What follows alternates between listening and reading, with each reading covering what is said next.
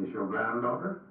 Anna, what would you please? Grandma, Grandpa, I feel really good to get the hair. Bon, tu fais quoi là? Tu regardes le film ou t'écris?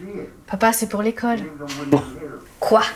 C'est comme ça à l'école aujourd'hui, hein? On travaille avec nos smartphones et nos tablettes, hein? Tu sais que la tablette que t'as dans tes mains là, tu sais qu'elle date de plus de 5000 ans? Papa, on l'a acheté il y a 1 mois. Ouais, ça je sais, non mais l'invention de la tablette, ça date de plus de 5000 ans. Bon, allez viens, je t'emmène au musée royal de Marimont.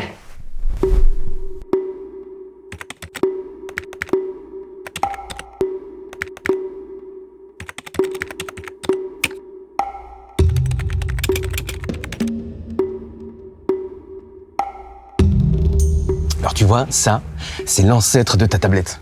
On l'a trouvée en Mésopotamie et elle a à peu près 5000 ans. 5000 ans? Mhm. Et c'est quoi qui est écrit dessus? Ah ben ça, c'est une écriture très ancienne, une des premières qui existait. C'est l'écriture cunéiforme. Cuniforme? Non, pas cuniforme, cunéiforme. Ça veut dire en forme de coin. Comme là, tu vois? Après l'argile, on a utilisé la tablette de cire. Tu peux effacer ce que t'écris et réécrire. Comme avec ta nouvelle tablette. Tu peux aussi liker des vidéos. À l'époque, effacer et écrire, c'était révolutionnaire. Seuls les scribes étaient capables d'écrire, hein.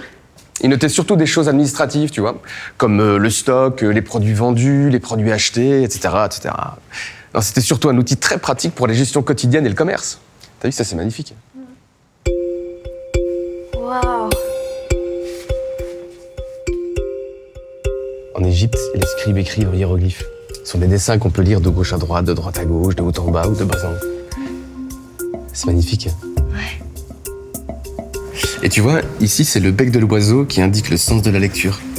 Et ils ont pas de tablette en Égypte? Ils écrivaient sur la pierre, sur les statues, les tombeaux, sur le papyrus aussi.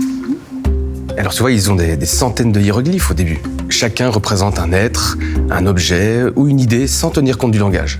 Puis ces dessins vont faire référence à des sons, un peu comme un rébus. C'était vraiment ingénieux. Et après, ils vont adopter une écriture encore plus simplifiée. Ce dessin a pour origine un humain debout. Ça veut dire humain. Trop stylé. Si je comprends bien, l'écriture et son support ont évolué lentement au fur et à mesure de l'histoire et certaines écritures ont disparu. Exactement. Et petit à petit, l'écriture va devenir sonore, chaque symbole correspondra à un son. Et grâce à l'alphabet. Vers 1000 avant notre ère, les Phéniciens développent l'écriture phonétique avec 22 lettres, des consonnes. Et vers moins 800, les Grecs introduisent les voyelles. Désormais, une lettre égale un son. C'est une très grande invention. Chaque pays va alors écrire sa propre langue. Exactement. Avec une et une seule écriture. Et au lieu d'avoir de milliers de hiéroglyphes, ils ont créé 20 lettres qui permettent de créer des milliers de mots alors. T'as tout compris.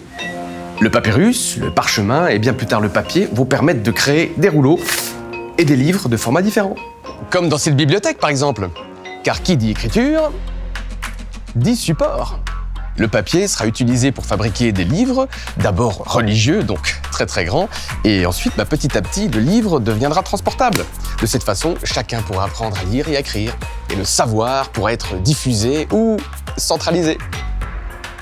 C'est maman. Et elle écrit avec des pictogrammes, regarde. C'est malin. Finalement, les tablettes en argile, c'était pas si mal. Ah, tu vois?